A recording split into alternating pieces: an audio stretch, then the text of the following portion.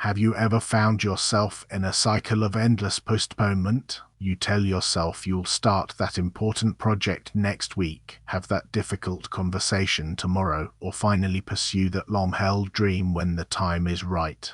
We accumulate tasks, defer joys, and delay crucial decisions, all under the unspoken assumption that there will always be more time, another day, another year, another decade stretching out before us, seemingly boundless. This illusion of infinite time is one of the most insidious traps we fall into.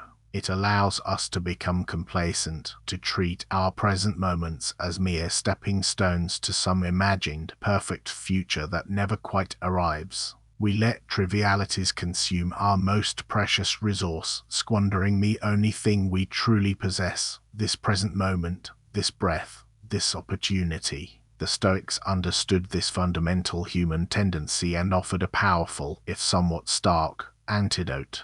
They urged us to remember our mortality, not in a morbid way, but as a clarifying lens. Marcus Aurelius, in his Meditations, famously wrote, "You could leave life right now. Let that determine what you do and say and think." He wasn't suggesting we live in fear, but rather with a profound sense of urgency and intention. If you truly grasp that your time is finite, that any moment could be your last, what shifts in your priorities? Would you still spend hours scrolling aimlessly, engaging in petty disputes, or worrying about things entirely outside your control? The answer, for most of us, is a resounding no. The contemplation of death memento mori is not about dwelling on the end, but about awakening to the profound value of the present. It strips away the superficial and reveals what truly matters. Seneca, another great Stoic, explored this theme extensively in his essays, particularly on the shortness of life. He argued that life is not short, we just make it short by wasting it. We are like landlords who neglect their most valuable property, or sailors who set out without a destination. We chase endless distractions, accumulate unnecessary possessions, and allow others to steal our time with their demands and dramas. Seneca observed that people guard their money fiercely but are surprisingly careless with their time, as if it were an inexhaustible commodity. But time is the one thing no one can ever get back. Every moment spent unwisely is a moment gone forever. To remember mortality, then, is to reclaim ownership of your time, to become a more diligent guardian of your most precious asset. Consider the subtle ways we avoid this truth.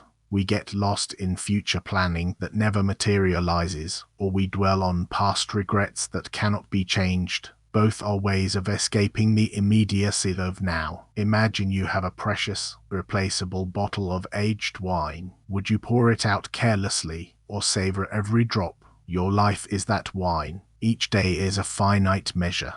When you truly internalize this, the trivial complaints and endless anxieties begin to recede. What remains is a clearer vision of what deserves your energy, your relationships, your contributions, your growth, and the quiet moments of appreciation. It's about living with a sense of purpose, not panic. Epictetus, through his teachings, reinforced the idea that our time is not guaranteed. He encouraged his students to focus on what is within their control, and certainly, how we choose to spend our limited time is profoundly within our control. This isn't about rushing through life, but about savoring it more deeply. When you're truly present, even a simple cup of coffee or a walk in the park can become a moment of profound richness. The awareness of limits doesn't diminish life, it intensifies it. It makes you ask, if this were my last day, would I be doing what I'm doing? Would I be saying what I'm saying? Would I be feeling what I'm feeling? This question is a powerful barometer for authenticity. This reflection isn't meant to induce fear, but a quiet, resolved gratitude. Gratitude for the days you have, for the opportunities presented, for the people in your life. It transforms someday into today. It moves you from passive waiting to active living. When you fully embrace the idea that your time is a gift, finite and precious, you begin to treat it with the reverence it deserves. You'll find yourself less willing to tolerate situations that drain your spirit, less inclined to postpone genuine connection, and more committed to pursuing what truly resonates with your deepest values. The knowledge of an ending illuminates the path to a more meaningful journey. So pause today and consider, what is one thing you have been putting off that truly matters to you? Not a trivial task, but something that aligns with your core values, something that would bring you a sense of fulfillment or peace. It might be reaching out to an old friend, starting that creative project, or simply carving out dedicated time for reflection. Let the understanding that your time here is finite, not infinite, be the gentle push you need.